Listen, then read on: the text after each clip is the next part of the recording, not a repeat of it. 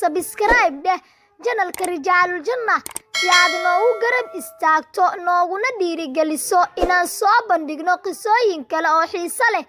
aan sii wadno qisadeena.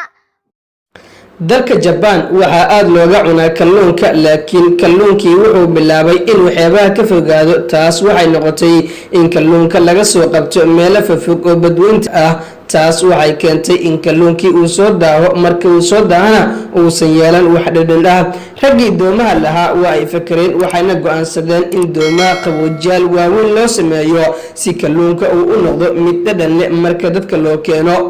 laakiin haddana waxaa soo baxday dhibaato kale oo ah kalluunka uu yimaado asaga oo qalalay baraf dartiis dadkii gadan jirayna badankood waa ay iska dhaafeen balse raggii doomaha lahaa waa ay fakareen dhibaato walba xal ayay u raadiyeen waxay iska dhaafeen qaboojiyaashii waaweynaa ee la saari jiray doomaha waxayna samaysteen barkado biyo ka buuxaan oo kalluunka uu ku sii dabaalan karo ilaa bariga laga gaarayo laakiin markii bariga uu soo gaaro dadkii waxay arkeen kalluunkii inuu suuxsan yahay oo caajisan yahay haddana badankoodu ma aysan ka helin inay cunaan kalluunka suuxsan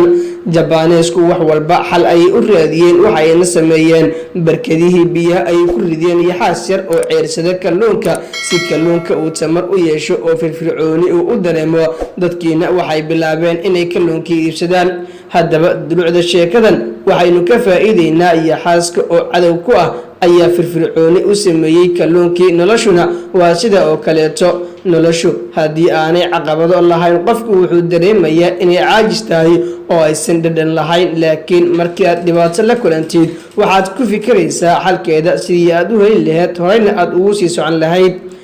haddaba daawadi haddii aad tahay ruux nagu cusub fadlan subscribe saar janaalkeena Rijaalul Janna haddii muuqaalkan uu ku cajib galiyayna fadlan la wadaag asxaabtaada oo sii shirgaray